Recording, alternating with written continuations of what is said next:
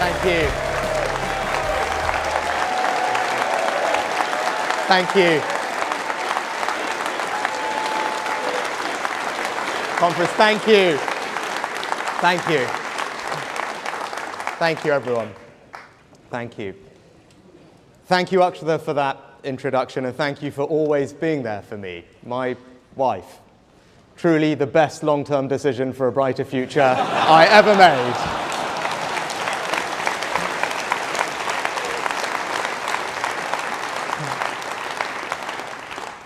I've been blessed in my life. I have a wonderful wife and 2 daughters who make me proud every single day. And I was also lucky enough to grow up in the most loving of homes. My dad was a GP and my mum a pharmacist. You did need a smaller mention of the last summer, I know. Now, in so many ways, I wouldn't be standing here before you today without them. My mum and dad were and are my inspiration. Thank you, Mum. Thank you, Dad.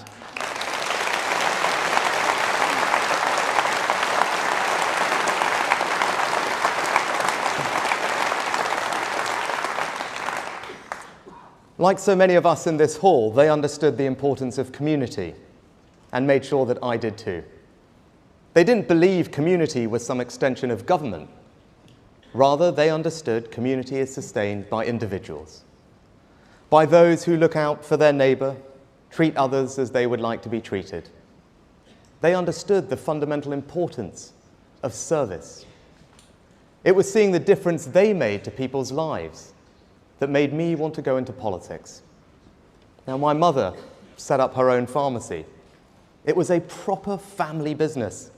We all chipped in. As a teenager, I helped deliver prescriptions and do the books. I learnt there the importance of being able to meet your commitments and make good on your promises. And my parents are long retired now, but the Sunak pharmacy left me with a lasting respect for every small family business. This Conservative Party, the party of the grocer's daughter and the pharmacist's son, will always be the party of enterprise, the party of small business.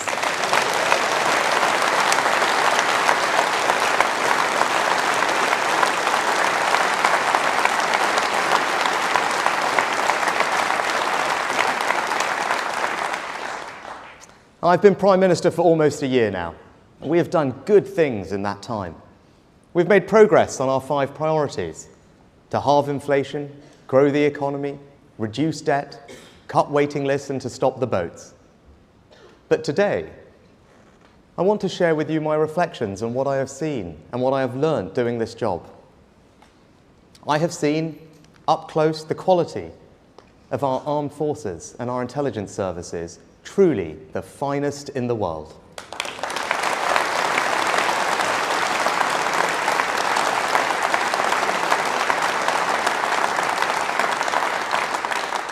The debt of gratitude we owe them is why we are making this the best place to be a veteran. And I know we will deliver, because we have a Minister for Veteran Affairs sitting in Cabinet. Johnny served in Afghanistan. This is personal for him.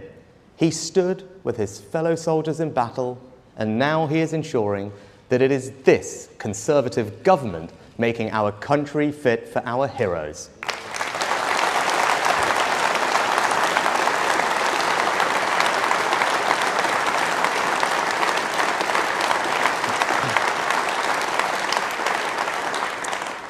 We've backed our military with record investment. Working with Ben, a great defence secretary, we put the defence budget on a sustainable footing. And now Grant will ensure that our advanced AUKUS submarine alliance with Australia and the United States keeps the world safe for decades to come and creates jobs here at home. And through our leading role in NATO, we remain the bulwark of European security. All testament to this country's global reach and influence and our determination to take long-term decisions in the national interest. By contrast, just remember that not once, but twice, Labour tried to make a man Prime Minister who didn't believe in NATO, who would have surrendered our nuclear deterrent, and who blames Britain for every problem. Sir Keir Starmer might want us to forget about his repeated support for Jeremy Corbyn, but we never will.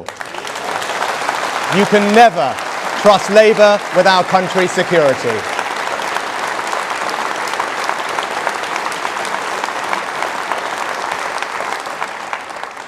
I'm proud to say we've also led the world in providing support to Ukraine. We were the first country to send Western battle tanks to Kyiv. Now more than 10 others have followed. We were the first country to send long-range weapons to Kyiv. Now France and the United States have followed. We were the first country to agree to train Ukrainian pilots. Now more than a dozen others have followed. I say this to our allies. If we give President Zelensky the tools, the Ukrainians will finish the job. Slava Ukraini!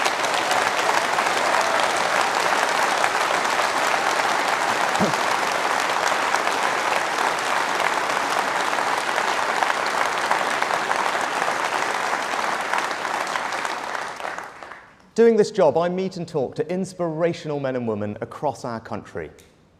You see that our most potent strength, our most powerful resource, our greatest hope is our people.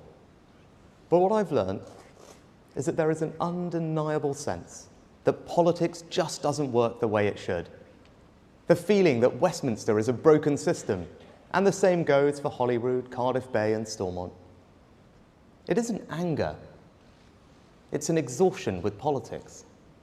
In particular, politicians saying things and then nothing ever changing. And you know what? People are right. Politics doesn't work the way it should.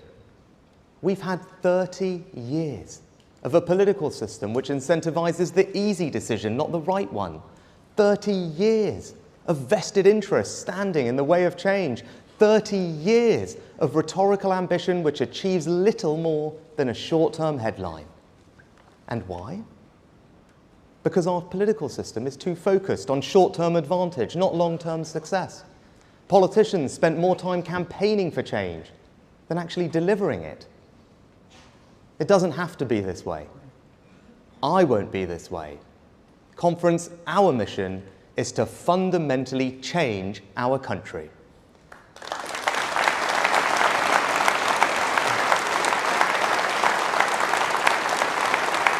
Now, the Labour Party have set out their stall to do and say as little as possible and hopes no one notices. They want to take people's votes for granted and keep doing politics the same old way. It's a bet on people's apathy. It doesn't speak to any higher purpose or brighter future.